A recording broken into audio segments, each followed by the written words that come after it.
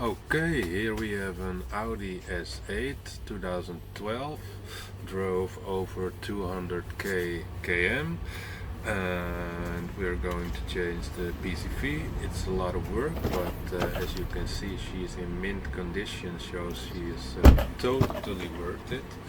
As we are going to change the PCV, we come by a lot of gaskets, and we're gonna change them as well, of course. I'm gonna lead you through it, you guys through it, and show you how to do this. Here you see the PCV, which is attached to the intercooler and the whole intake system. We're gonna loose that up and pull it out of the engine. The oil and coolant lines to the turbos have a lot of gaskets which we are going to change also, and of course finally the gasket of the oil filter screen.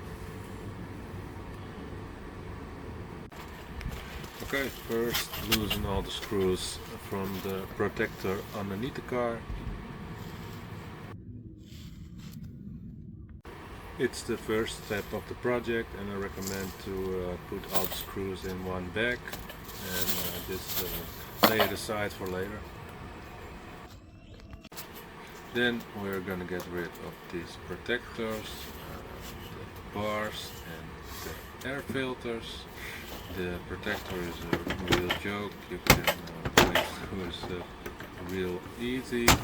Put it aside and then unloosen the 8 bolts, 4 at the left, 4 at the right for the bars.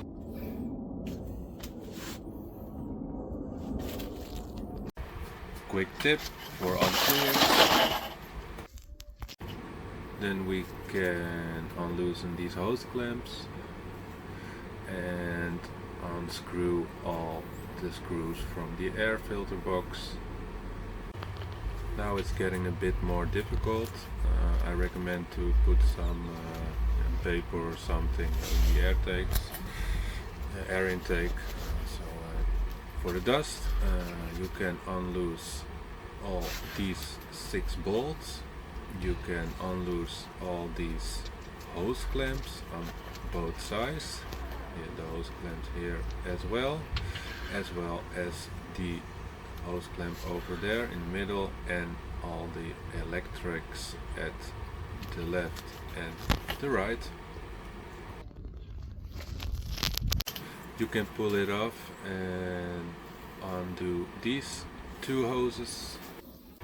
Now we have to remove the throttle house by unscrew 6 bolts around the throttle house and the hose clamps, of course, which are attached to the turbos.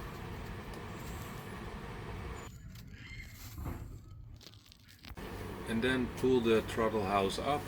It's not that easy, not that difficult. Just wiggle a bit and pull it up. Undo it, and then loosen all the electrical wires attached to it, and we are seeing the PCV for the first time.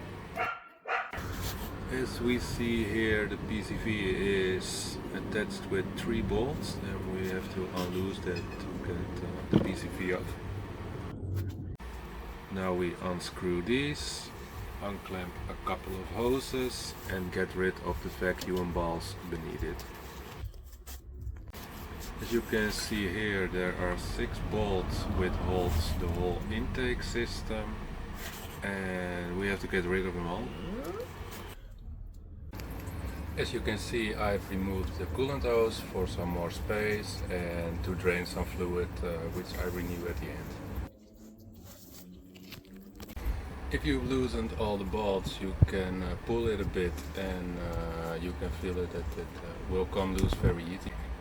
And before taking out the whole intake system, you have to take off the intake hoses on the turbo lines, 3 bolts on the left and 3 bolts on the right. After that, you can take the whole intake system out of it. Now you can clean everything up with brake cleaner and remove these bolts, these, and above that one and that one, and behind the oil return lines over there and there. On top of that, you have to remove these bolts and get all the lines out. Now that we've removed all the lines, we can remove the electrics and put them aside.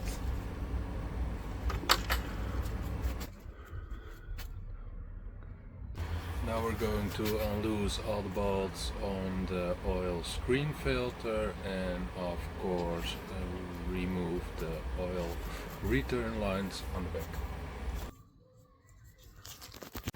Now we can remove the oil screen filter and clean it up a bit, but be careful because the oil you see is the engine oil. The filter you can clean up also, and the screen filter as well, and replace the gaskets. Now you can remove the oil return lines. They're screwed to the turbos. These are a bitch, but doable. Now you can renew all the gaskets and put all the lines back and all the screws back. And finally we can put the oil intake system back, and don't forget all the screws. Now you can put the intake hoses back, and I always like to vacuum clean it a bit because you never know what dust has came in. Then we can put all the hoses back. This one, this one, this one, this one, this one, these two, this one, and the electrical wires, this one. Now we can put the throttle house back with the 6 screws, of course, and the electrical wire which is attached to it. Then we can reattach these parts and the vacuum balls. After that we can put all the hoses and the electrical wires back. Don't forget the middle one.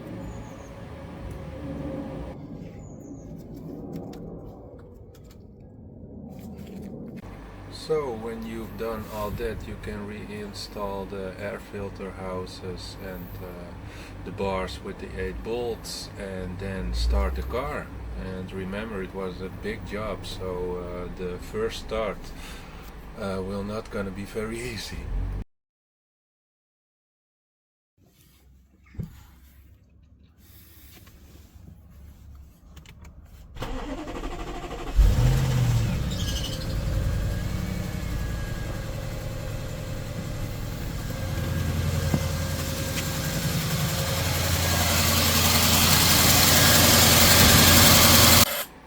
Okay, thanks for watching. As you can see, my intake is totally clean of oil, but after a few months now I do have some oil in it again. So in my next video I want to install an oil catch can which catches the oil diverted by the PCV, and I don't want to have it in my intake anymore. So keep watching me if you like my videos.